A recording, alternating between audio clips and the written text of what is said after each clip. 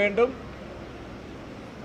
பள்ளிக்கல்வித்துறை அமைச்சர் நான் பெரிதும் மதிக்கும் அன்பு சகோதரர் அன்பில் மகேஷ் பொய்யாமொழியை பொறுத்தவரை ஒரு மிக சிறப்பாக செயல்படும் ஒரு அமைச்சர். அவரின் கவனத்திற்கு கண்டிப்பாக இது போய் சேர்ந்திருக்கும். இதற்குண்டான விசாரணை அவர் மேற்கொள்வார். அது மட்டுமல்லாது இது போன்ற சனாதன கருத்துக்களை அனுமதித்த நபர் மீது கண்டிப்பாக பள்ளிக்கல்வித்துறை அமைச்சர் சகோதரர் மகேஷ் பொய்யாமொழி அவர்கள் நடவடிக்கை எடுப்பார் என்ற நம்பிக்கை எனக்கு 100% உண்டு.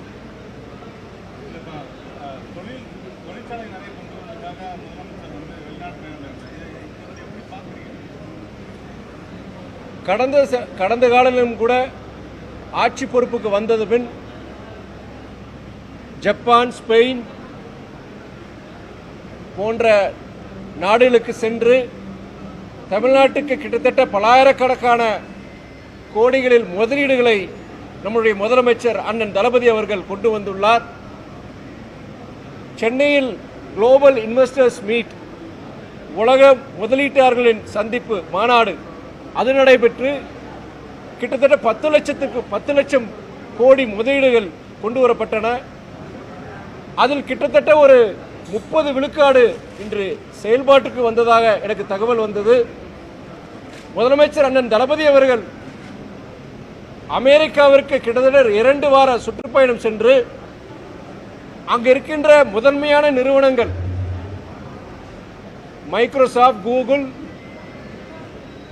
ஆப்பிள், பேபால் போன்ற பல நிறுவனங்களுடன் அதன் அதிகாரிகளை சந்தித்து தமிழ்நாட்டில் சென்னையில் மட்டுமல்லாது கோவை, மதுரை போன்ற நகரங்களிலும் முதலீடுகளை கொண்டுவதற்கு உண்டான முயற்சியை அவர் எடுத்துள்ளார். இன்றைய காலை செய்தியில் ஒரு பன்னாட்டு நிறுவனம், அமெரிக்காவை சார்ந்த நிறுவனம் 2000 கோடி முதலீடை செய்வதற்குண்டான MOU மெமராண்டம் ஆஃப் அண்டர்ஸ்டாண்டிங் அதன் கையெழுத்திட்டுள்ளனர். அவருடைய இந்த அமெரிக்க பயணம் தமிழ்நாட்டிற்கு முதலீடுகளை கொண்டு வந்து அதன் மூலம் பல லட்சக்கணக்கான இளைஞர்களுக்கு ஒரு வேலை வாய்ப்பை உருவாக்கிடும் இந்த முயற்சி ஒரு மிகப்பெரிய வெற்றியை பெற்றுள்ளது என்பதை இந்த பிரஸ் மீட்டை நான் தெரிவிச்சுக்கிறேன்.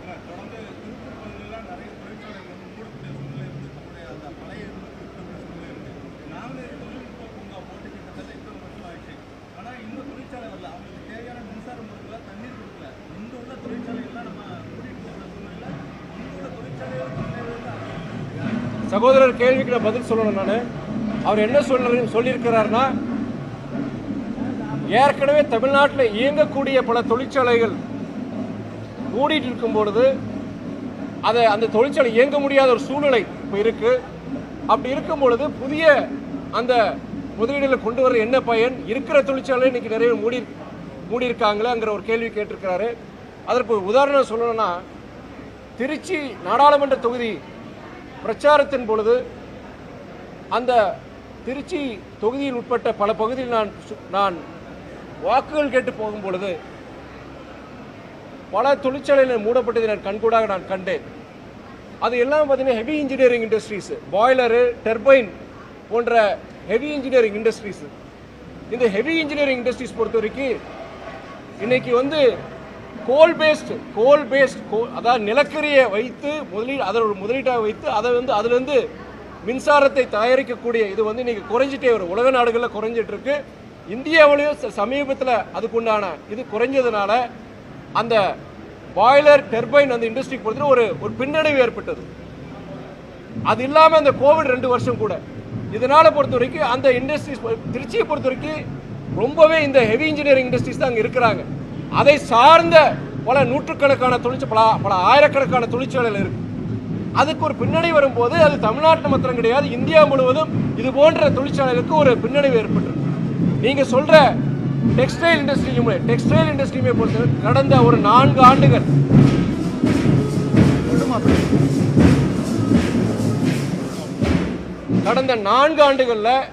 டெக்ஸ்டைல் இண்டஸ்ட்ரி பொறுத்த வரைக்கும் தமிழ்நாடு மாத்திரம் இந்தியா முழுவதும் பல பிற மாநிலங்கள் கூட அதுக்கு ஒரு பின்னடைவு ஏற்பட்டிருக்கு. ஒரு குளோபல் ரிசெஷன் நடந்துட்டு இருக்கு.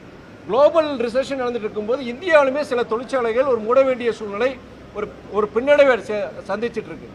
ஆனால் இப்போ நம்ம நான் சொன்ன இண்டஸ்ட்ரீஸ் எல்லாம் பார்க்கும்போது அமெரிக்காவை சார்ந்த இண்டஸ்ட்ரீஸாக இருக்கட்டும், இல்லாட்டி ஐரோப்பாவை சார்ந்த இண்டஸ்ட்ரீஸாக இருக்கட்டும், இதெல்லாம் டெக் பேஸ்ட் இண்டஸ்ட்ரீஸ்.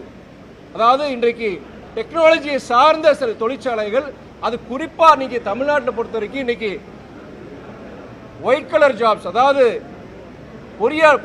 அதாவது இன்ஜினியரிங் படித்த கிராஜுவேட்ஸ் அவங்களுக்கு வந்து இன்னைக்கு வேலை வாய்ப்பு உருவாக்குறதுக்கு ஒரு பெரிய ஒரு வாய்ப்புகள் உருவாயிருக்கு. இதே நேரத்தில் அந்த ப்ளூ கலர் ஜாப்ஸ்னு சொல்லுவாங்க, அதாவது லேபர் போன்றதுல அது வந்து என்னன்னா ஹெவி இன்ஜினியரிங் இண்டஸ்ட்ரீஸ். அது பொறுத்த வரைக்கும் என்னன்னா இன்னைக்கு நம்மளுடைய நிறைய இடங்களை பொறுத்த வரைக்கும் வேலைக்கு ஆள் கிடைக்க மாட்டேன்னு சொல்கிறோம். வடநாட்டிலேருந்து நபர்களை வந்து வேலைக்கு கொண்டு வந்து இங்கே வேலை, டெக்ஸ்டைல் இண்டஸ்ட்ரி நிறைய இண்டஸ்ட்ரி இப்படி ஆகிப்போச்சு. தமிழ்நாட்டில் இருக்கிற படித்த இளைஞர் அந்த வேலைக்கு போகிறதுக்கு தயார் கிடையாது. அவங்க எல்லாருக்குமே அந்த டெக் பேஸ்ட் இண்டஸ்ட்ரீஸில் போய் வேலை செய்யறதுக்கு ஒரு வாய்ப்பு தேடிட்டு இருக்கிறாங்க. இது போன்ற தொழிற்சாலைகள் பொறுத்த வரைக்கும் நம்ம வேறு வட மாவட்டங்கள்லேருந்து, வட மாநிலங்கள்லேருந்து, பீகார், யூபி போன்ற மாநிலங்கள்லேருந்து அங்கே இளைஞர்கள் வந்து அவங்கள வச்சு அந்த தொழிற்சாலை நடந்துட்டு இருக்கு. நம்ம இளைஞர்கள், தமிழ்நாட்டு இளைஞர்களுக்கு ஒரு வேலை வாய்ப்பு உருவாக்குறதுக்கான இந்த டெக் பேஸ்ட் இண்டஸ்ட்ரீஸ் நிறைய தேவைப்படுது. அதனால இந்த முயற்சி பொறுத்த வரைக்கும் தமிழ்நாடு முதலமைச்சருடைய முயற்சி ஒரு நல்ல முயற்சி, காலத்துக்கு ஏற்ற ஒரு முயற்சி தான் சொல்லுவேன் நான்.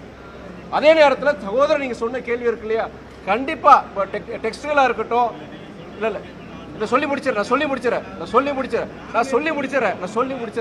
சகோதரர், நான் சொல்லி முடிச்சு நீங்கள் அதுக்கப்புறம் சொல்லுங்கள். அதாவது நீங்கள் சொல்கிற அந்த சில இங்கே நாங்குநேரில் இருக்கிற அந்த பார்க்கு சொல்கிறது, அதாவது இந்த மாதிரி heavy engineering industries, textile industries சில இஷ்யூஸ் இருக்குது. அது ரிசெஷன் மாத்திரம் கிடையாது, அவங்களுக்கு பவர் ரிலேட்டட் சில இஷ்யூஸ் எல்லாம் இருக்குன்னு எனக்கு தெரியுது. அதையும் பொறுத்த வரைக்கும் அரசாங்கம் கண்டிப்பாக கவனம் சார்த்த வேண்டும், கண்டிப்பாக நான் கவனத்தில் கொள்ள வேண்டும். எனக்கும் சில நிறைய பரிந்துரைகள் வந்திருக்கு. கண்டிப்பாக சார்ந்த அமைச்சர்கள் கண்டிப்பாக நான் பேசுவேன்.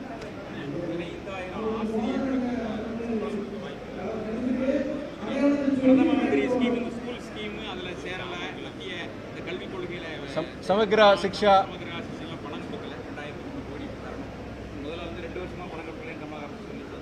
அமைச்சர் தர்மேந்திர பிரதான் இல்லை கடந்த இது வரைக்கும் கொடுத்து முடிச்சு இப்போ தான் கொடுக்கணும், அவங்க கையெழுத்து போட்டாங்கன்னா கொடுக்க தயாராக இருக்கணும்னு சொன்னார்.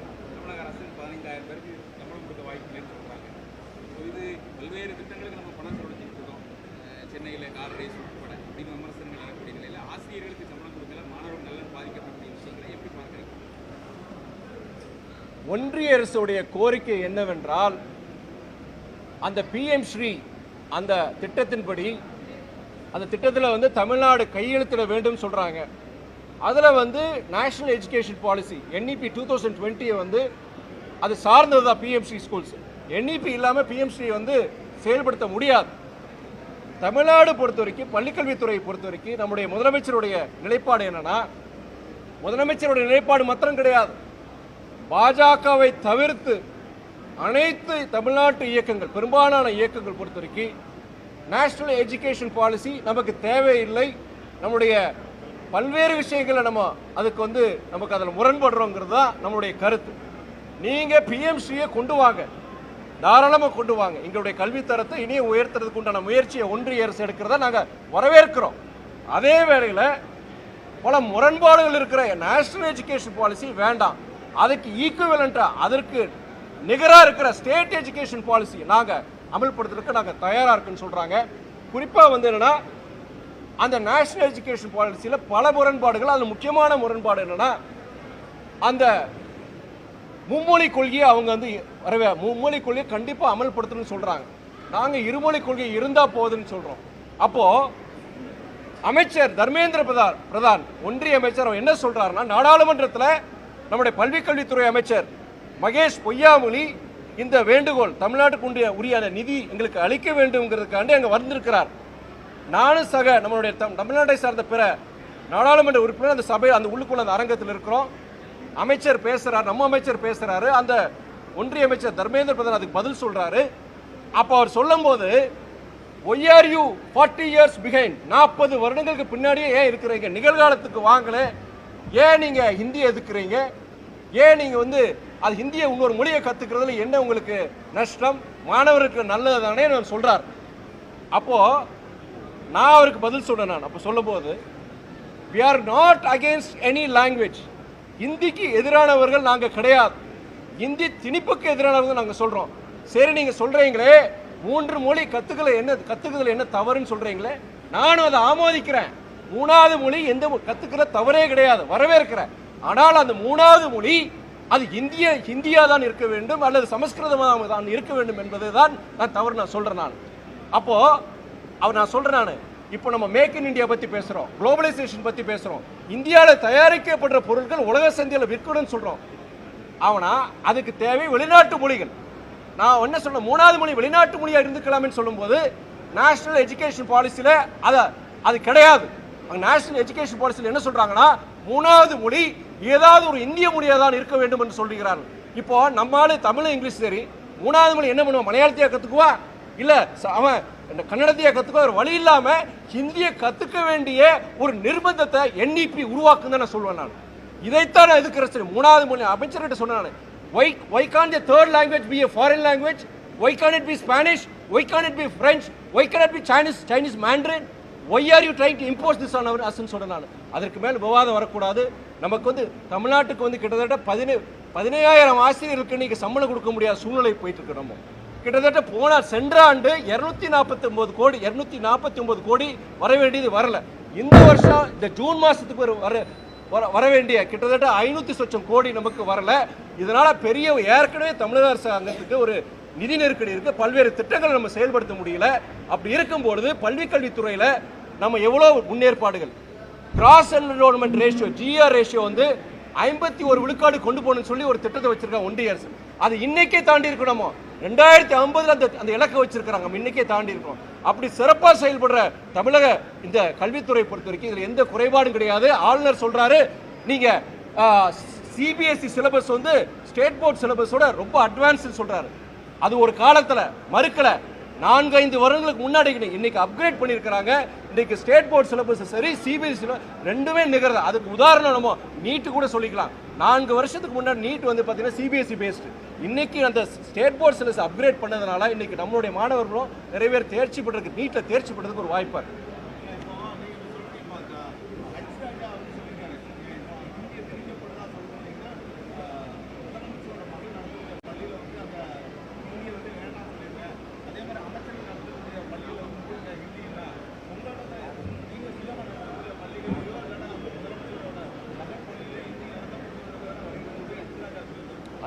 H. ராஜா பொறுத்த வரைக்கும் அவரை பற்றி நான் சொல்ல தேவையில்லை. நான் மதிக்கக்கூடிய ஒரு நபர் தான். அவர் சார்ந்த சித்தாந்தங்கள், அந்த சார்ந்த இயக்கத்துக்கு ரொம்ப விசுவாசமானவர், விசுவாசமானவர். அதே நேரத்தில் அவருடைய சில கருத்துக்கள் பொறுத்த மத அரசியல் சார்ந்த கருத்துக்கள். நீங்கள் நான் ஒரு திராவிட இயக்க நம்ம தமிழ்நாட்டுடைய மாணவர்கள் இளைஞர்களுக்கு நலன் கருதி இங்கே இருக்கிற அந்த கொள்கையை பற்றி பேசுகிறேன்.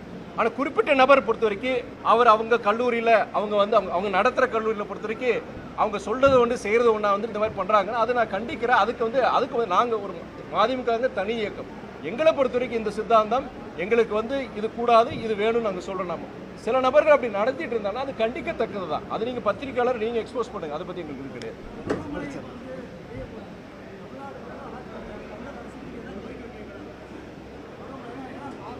அதாவது சகோதரர் பொறுத்த வரைக்கும் பருவமழை நமக்கு அடுத்து வர வேண்டியது north east monsoon. South west monsoon முடிஞ்சு போச்சு. நார்த் ஈஸ்ட் மான்சூன் வர வேண்டியதாக இருக்கும். குறிப்பாக வட மாவட்டங்கள் தான் இதில் ரொம்ப மழைய வாய்ப்பு இருக்குது.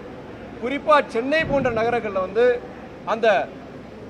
அந்த வடிகால், அந்த ஃப்ளட் வாட்டர் ட்ரெயின் பொறுத்த வரைக்கும், அந்த மழைநீர் அந்த வடிகால் வாரியங்கள் வடிகால் பொறுத்த வரைக்கும், அந்த இதெல்லாம் பொறுத்த வரைக்கும் கிட்டத்தட்ட 2 வருஷமா அது வேலை நடந்துட்டு இருக்கு.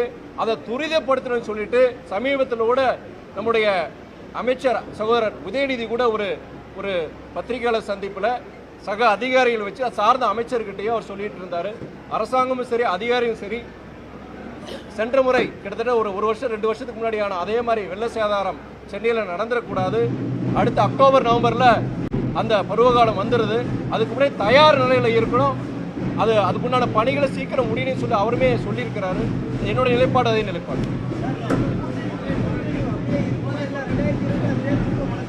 கூட்டணி அப்படியே இருக்குமான்னு கூட்டணி நிலைத்து நிற்கும். கூட்டணியில் மாற்றம் இருக்காது.